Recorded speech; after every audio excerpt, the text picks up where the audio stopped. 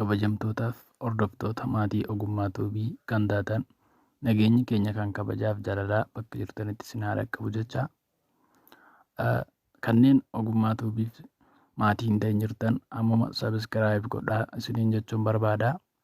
Har'a viidiyoon ani isiniif qabadhee dhiyaadhe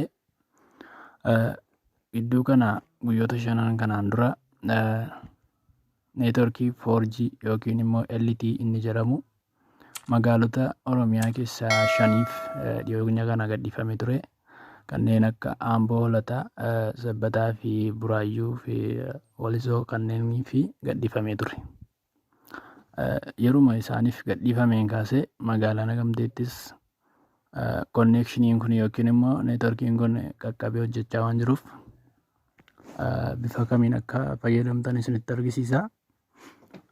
Hanga xumura viidiyoo kanaatti daawwadhaan isiniin jechuu barbaada.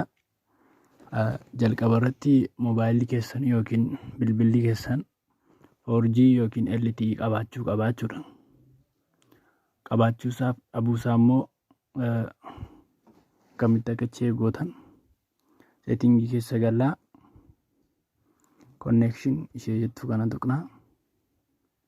Mobile networkii network mode ishee jettu kana tuqnaa.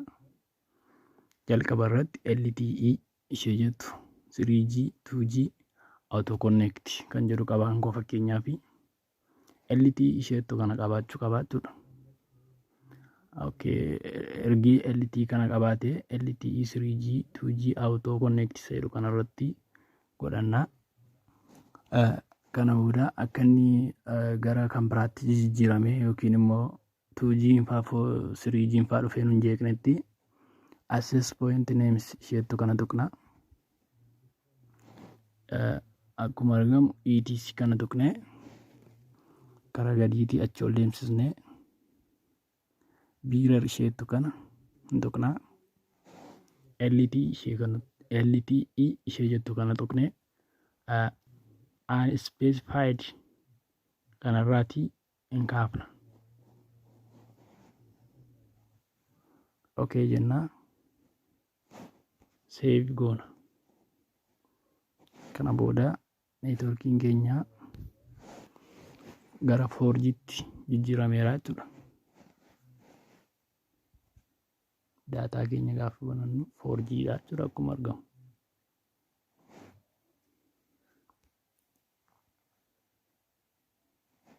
Speediin connection keenya baay'ee dabalaa jechuudha.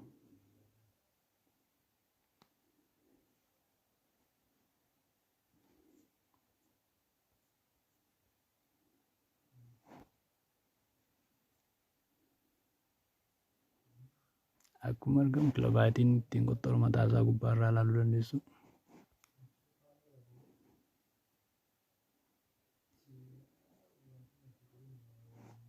Baay'ee speedii guddaa qabaachuudha.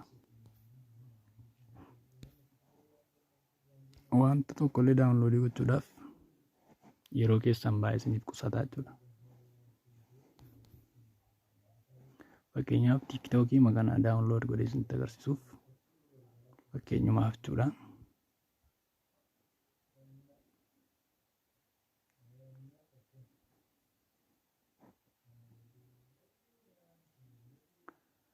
Moobaayiluma irraa illee yeroo dabarfannu speediin moobaayilii irraa yeroo dabarfannu amma kana hin ariifatu jechuudha.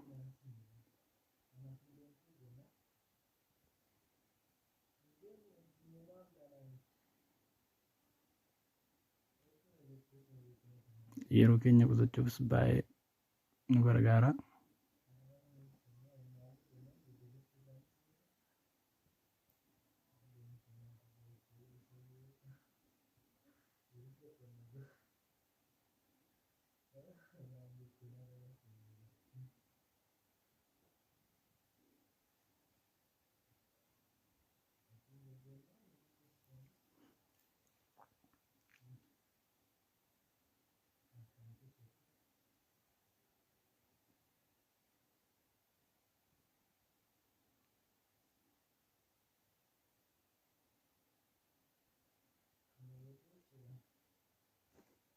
ooppiin hin goonee fakkeenyaaf tiktookii irraa waan barbaanne yeroo ilaaluu dandeenya jechuudha. Dhadhaabbatee yookiin gidduutti kukkutee nu rakkisu jechuudha.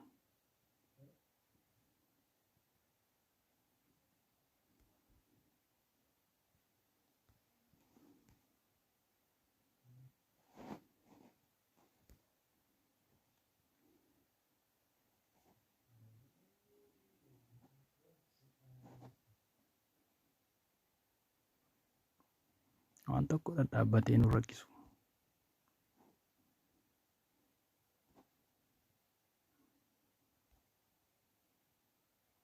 Baay'ee aktiiviidha jechuudha. Darbee immoo jechuudha daataa moobaayiliidhaan akkamitti viidiyoo ilaaltaa jettanii birrii keessa jalaa hin fixuu jettanii gaaffii isinitti hin ta'in. Akkamitti akkan daataa moobaayiliidhaan tola fayyadamu immoo viidiyoo itti aanuun isiniif hin gadhiisaa. Viidiyoon itti aanu akka isiniif dhufuuf sabiskiraayib godhaa. YouTube chaanaalii koo Ogummaa Tuubii sabiskiraayib gochuudhaan maatii Ogummaa Tuubii ta'an isiniin jedha. Waan daawwattaniif galatoomaa. Nagaatti.